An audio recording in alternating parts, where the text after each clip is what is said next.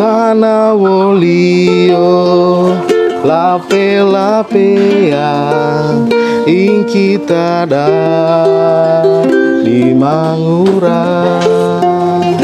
Assalamualaikum warahmatullahi wabarakatuh. Sahabat YouTuber semua, masih bersama saya di sini Foril Marpap di segmentasi Koja-Koja. Hari ini kita berada di Keraton Lia Negeri Baboto Moncuana. Kita berada di sini di edisi spesial bersama Ibu Won. Kita ada Bang Yusri dan Ibu Won sendiri. Halo, assalamualaikum Bu Won. Pagi. Waalaikumsalam warahmatullahi wabarakatuh. Pagi-pagi sudah segar, sudah siap kita jalan ke keraton. Boleh. Bu Won tiba di Bau-Bau, tiba di Wanci ini sudah kapan? Kemarin sore. Sore ya. Kemarin sekarang sore. Pagi kita coba keliling di. Saya ketika berada di Lia ini, Bu, saya kayak berada di Keraton Wulio sana. Karena suasananya sama. Iya, betul. Masyarakatnya ramah, kita disapa, kemudian kita memang begini ya di sini ya. Dari dulu ya atau bagaimana, Bu Wan? Iya, dari dulu di sini nuansa kekeluargaannya masih lekat, masih erat lah ya dari sejak saya kecil sampai sekarang. Makanya saya kalau di Wakatobi saya lebih suka menghabiskan hari-hari di sini di Lia. Jadi kalau ke Wakatobi sejak dulu sekali, mulai dari caleg sampai dengan hari ini itu saya lebih baik nginap di sini dibanding di hotel atau di daerah bawah gitu loh. Jadi tapi saya lebih senang di sini. Senangnya karena bukan hanya karena dempet-dempet rumahnya, tapi karena keramahan lingkungannya. Jadi kita di sini kayak di tengah-tengah ibu bapak kandung udah itu. Ya, saya juga merasakan itu, Bu Won. Bang Yusri, sebenarnya Lia ini apa sih, negeri Baboto Moncuana bisa dijelaskan? Iya. Jadi Lia ini memang saya kira punya sejarah panjang ya. Dari awal berdirinya ada satu toko besar di sini namanya Lajilabu ya. Nanti mungkin kita akan ke sana. Makamnya itu tepat di depan Baluara, Ibu Won ya. Jadi ada makam Lajilabu di situ. Itu adalah Raja Lia yang pertama. Dan posisi Lia dalam sara kesultanan itu sangat sentral, disebut sebagai Baboto Moncuana. Jadi posisi itu yang hanya disamai oleh yang namanya Sampolawa. Ya, saya kira begitu pengantarnya, Mas Foril. Ya. Oke, sebelum kita jalan sampai ke kompleks masjid dan benteng Keraton Lia, kita tetap like, komen, dan subscribe di sini. Oke. Saya kira udah maksud kita menyanyi. Jadi Ibu Won kemarin kita diskusi di di segmen yang pertama itu, pentingkah pemekaran Kepton? Iya. Nah, itu ternyata saya mendapatkan banyak masukan di sana. Dan masyarakat Kepton itu baru mengetahui bahwa yang masuk di Grand Design itu adalah Buton Raya. Nah, ini lebih fokus saya coba menggali. Nah, persoalannya waktu itu ada beberapa negeri yang maksudnya kayak kemudian Bombana menarik diri, kemudian Muna menarik diri. Nah, bagaimana nasib Buton Raya ketika kedua daerah itu menarik diri dari provinsi Buton Raya? Kalau perginya Bombana dan Muna dari agenda Buton Raya itu sebenarnya sudah terjawab dengan lahirnya Buton Tengah, Buton Selatan. Yes. Ya, karena kan cakupan syarat wilayah itu satu kota 4 kabupaten kan, satu kota 4 kabupaten. Jadi itu sudah terjawab, lahirnya Buton Tengah, Buton Selatan itu sudah menjawab cakupan wilayah di dalam syarat pemekaran kan gitu.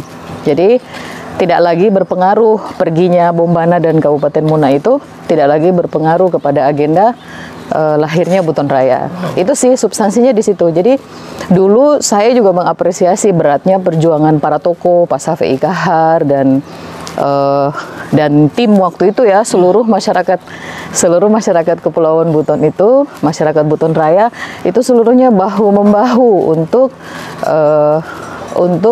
bagaimana berbenturan di satu sisi hilangnya Bombana dan Muna, mereka bekerja keras lagi untuk mengusulkan Buton Tengah, Buton Selatan ketika cakupan kecamatannya telah cukup.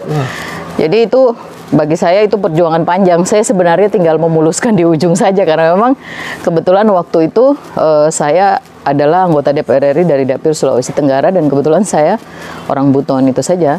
Wow. Jadi cakupan wilayah sebenarnya sudah tidak ada masalah, itu garis bawahnya. Lalu kita bicara Buton Raya itu sekali lagi tidak harus memulai dari nol kembali. Jadi menurut saya dulu tim panja pemekaran di Komisi 2 itu dibentuk, ketuanya kalau tidak salah waktu itu Pak Ganjar sendiri, anggotanya salah satunya adalah saya. Nah, kita verifikasinya sampai teknis syarat administrasi.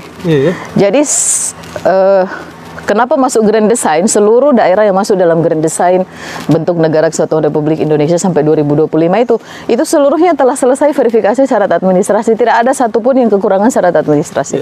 Makanya saya menjadi heran ketika kemudian berganti nama dan mengurus ulang syarat administrasi.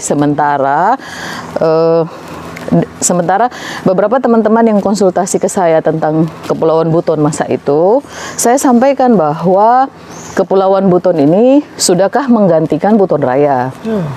Karena yang masuk Grand Design itu adalah Buton Raya. Kalau Kepulauan Buton telah menggantikan Buton Raya, kenapa harus mengusul administrasi ulang lagi? Nah, artinya kalau mengurus administrasi ulang itu kan berarti di luar Grand Design. Terus substansi penggantian nama ini aspirasi dari mana? Tapi bagi saya apapun namanya, yang terpenting adalah kita lahir menjadi sebuah provinsi baru.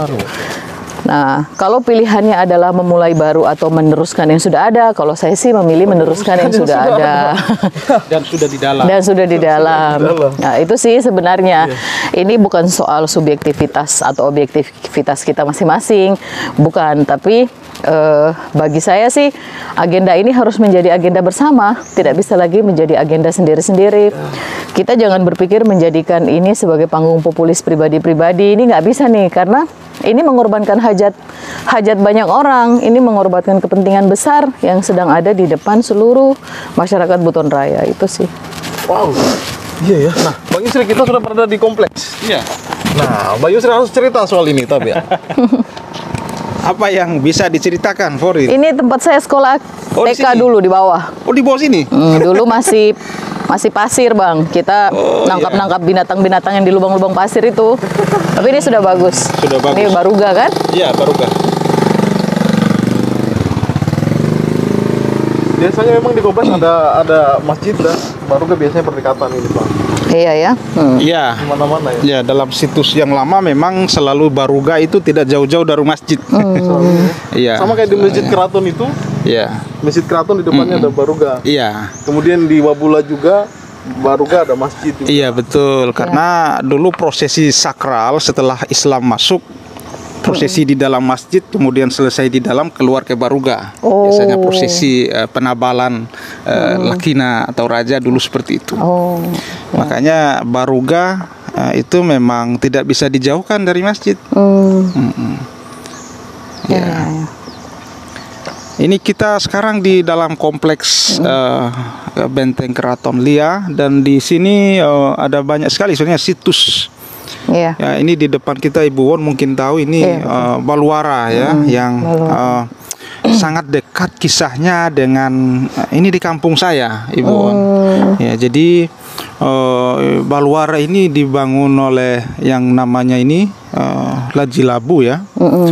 Dan kemudian menjadi dulu semacam tempat musyawarah itu dulu, tempat berkumpul ya, sebelum mungkin ada Baruga ini. Dan menurut saya pernah wawancara ya mantu Lia mengenai situs ini. Ya, disinilah seorang tokoh paling dikenal di Lia, itu namanya Talo-Talo. Iya, Talo-Talo. Makamnya ada di sana. Talo-Talo itu, atau nama lainnya itu Lakueru. Nah, atau nama lainnya lagi Lakundaru. Jadi namanya banyak sekali, orang hebat itu. Ya, nanti Ibu Won kalau bisa sukses memekarkan Buton Raya itu akan nanti muncul namanya banyak sekali. Karena akan menjadi tokoh yang dikenang Ya makanya Ibu Won kepada beberapa tokoh di Buton yang kami temui yang sekarang memegang posisi yang itu menjadikan mereka lebih mudah untuk turun berpartisipasi, saya sampaikan, saya bilang ada tanggung jawab moral di tangan bapak-bapak. Ya, Buton Raya ini adalah impian, ya, dan ini adalah kehormatan wilayah. Ya, kalau benar Buton ini dulu adalah sebuah kerajaan yang besar, karena sering kita dengar narasi kebesaran Buton, maka kita harus sudah membuktikannya sekarang. Ya, dia bilang Pak Langgasa, ini adalah pemekaran ini sebenarnya adalah terkait dengan martabat wilayah kita sebagai orang Buton. Jadi betul-betul kita harus serius memperjuangkan. Ya. Perjuangannya karena terlalu serius jangan kemudian menjadikan kita justru saling menyikut. Ya, mari kita bersatu. Ya, dan harus realistis bahwa sudah ada yang di dalam. Kenapa tidak kita bersatu saja untuk menyelesaikan yang sudah di dalam ini, Ibu Won? Setuju. Ya, saya kira begitu ya, Fadil. Mungkin Ibu Won akan lebih banyak bicara mengenai yang teknis ya. Oke, nah kita sekarang berada masih di kompleks Keraton Negeri Bobato Mancuana Liana. Ibu Won ketika kecil dulu saya dengar pernah di sini tempat mainnya. Nah, boleh diceritain? Iya. Dulu waktu SD ya, karena saya kan masih kelas TK dulu, saya di bawah Baluara itu.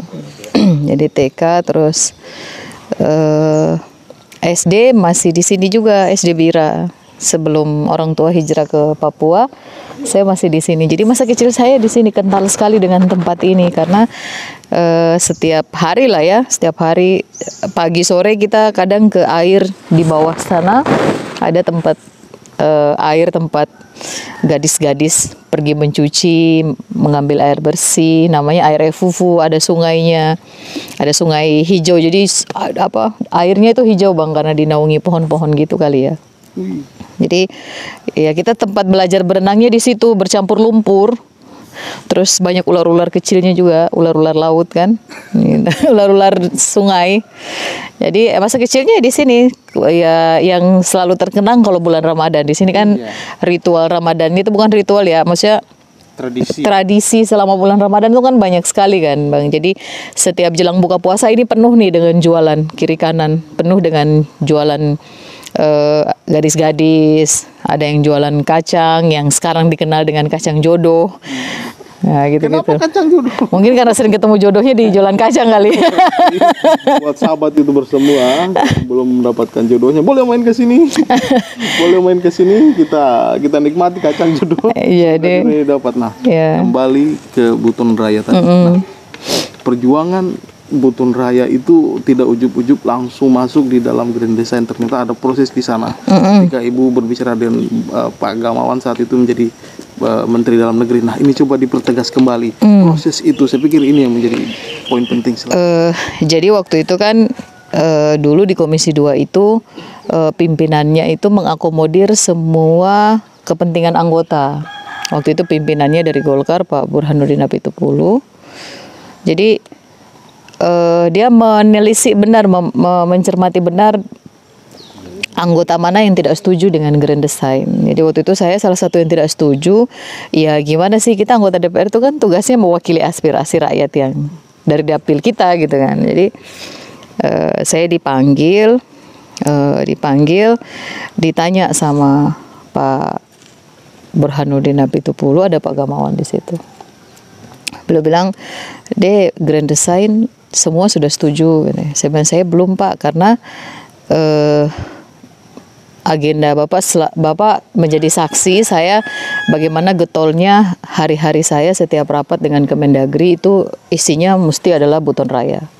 Jadi akhirnya jadi gimana? Saya bilang, nah argumentasi pemerintah waktu itu Pak Gamawan adalah bahwa Dirjen Otoda sudah menyampaikan tidak boleh ada pemekaran di Sulawesi yang dulu kita bahas di pertama ya. Akhirnya itu tadi saya sampaikan bahwa kalau bisa Pak untuk menjawab rasa penasaran kami. Ini kan saya baru dengar dari Bapak nih bahwa ada penyampaian dari Otoda bahwa Sulawesi nggak boleh lagi mekar gitu. Tapi ada yang ingin saya pastikan dengan bertemu langsung sama Dirjen Otoda. Nanti apapun keputusan rapat hari itu saya ikutlah. Akhirnya diiyakan, diamini. Setelah diamini, rapatlah yang kemudian sudah kita bahas juga. Bahwa setelah rapat, perdebatan panjang, akhirnya semua mengamini bahwa memang Buton Raya haruslah lahir sebagai sebuah provinsi baru, karena kan tinggal di timur itu daerah-daerah sejarah masa lampau tinggal kita yang belum, karena Maluku Utara sudah waktu itu. Akhirnya ya udah masuklah Buton Raya dalam Grand Design. Jadi kalau kita bicara bentuk, kalau pemerintah konsisten dengan buku Grand Design, jadi buku Grand Design ini bukan produk rezim. Bukan kemudian produk rezim SBY lalu setelah pemerintahan baru lalu harus dihilangkan, enggak. Grand Design ini dengan disahkan di Komisi 2 dia menjadi produk negara yang kemudian seluruh stakeholder di bangsa ini harus konsisten dengan Grand Design itu. Nah, boleh tidak konsisten tapi merubah Grand Design gitu loh. Itu pun perdebatannya pasti panjang dong. Apa alasan merubahnya? Apa turbulensinya sampai harus merubah? Karena wujud Grand Design itu adalah moratorium yang saya tegaskan kemarin. Ketika orang bicara moratorium ada Grand Design.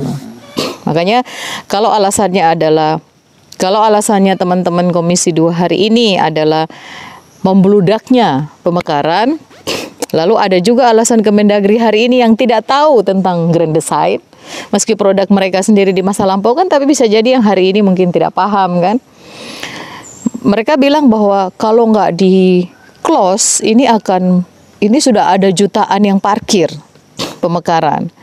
Nah, Grand Design itu jawabannya, karena di Grand Design itu sudah dibatasi tidak hanya sesuai dengan kebutuhan geografis daerah, tapi juga sesuai dengan sejarah besar masa lampau di mana negara ini dibentuk dari penyatuan kerajaan-kerajaan besar di masa lampau yang sama-sama mencintai Indonesia masa itu. Jadi akhirnya itu masuk Buton Raya dalam Grand Design. Jadi Buton Raya itu sekali lagi sudah masuk dalam Grand Design, bahkan jadwal mekarnya ada tahun 2021. Pasti teman-teman semua bertanya, kenapa 2021? Karena waktu itu kita kehilangan cakupan wilayah yaitu Bombana dan Muna. Nah, tiba-tiba dalam proses perjalanan perjuangan, Kabupaten Bombana menarik dukungannya kepada Provinsi Buton Raya. Muna juga menarik dukungannya kepada Provinsi Buton Raya. Akhirnya kita kehilangan 2 cakupan wilayah yaitu kabupaten. Makanya waktu itu seluruh tim pemekaran Buton Raya masa itu bahu-membahu, ada Pak Safei dan seluruh pemerintah daerah Kabupaten Buton waktu itu, karena DPRD-nya juga terlibat aktif ya waktu itu. Kita menjadi saksi sejarah lah kalau untuk itu. Kita Komisi 2 juga saat kunjungan ke sana resmi terkait dengan agenda Buton Raya ini disambut oleh seluruh stakeholder baik masyarakat maupun pemerintah kabupaten waktu itu. Jadi akhirnya berjuanglah tim pemekaran ini untuk melengkapi cakupan wilayah. Nah, dengan proses panjang, ada mungkin 1-5 tahun, lengkaplah syarat administrasi untuk mengajukan pemekaran Kabupaten Buton Tengah, Buton Selatan. Nah, dengan lahirnya Buton Tengah, Buton Selatan di masa saya waktu itu, karena rentan lahirnya Buton Tengah, Buton Selatan di tahun sekian, kemudian makanya di jadwal Grand Design itu Buton Raya itu di tahun 2021 setelah definitif Buton Tengah, Buton Selatan, gitu. Bang Yusri, ada yang ingin disampaikan juga, ada yang ingin ditanyakan kepada Ibu Won, silakan. Saya penasaran sebenarnya dengan Ibu Won dalam kerja-kerja beliau mengawal Buton Raya. Iya. Saya mendengar bahwa beliau dulu pernah ya mau dipindah ke Komisi 7 dari Komisi 2, tetapi kemudian ada semacam tawaran bahwa proses Buton Raya harus mencapai ujungnya dulu, baru beliau rela dibawa ke Komisi 7. Ibu Won, tidak mudah sebuah daerah masuk dalam Grand Design. Ya, setuju. Artinya dalam prosesnya menuju itu ada hal-hal yang telah selesai tuntas. Ya.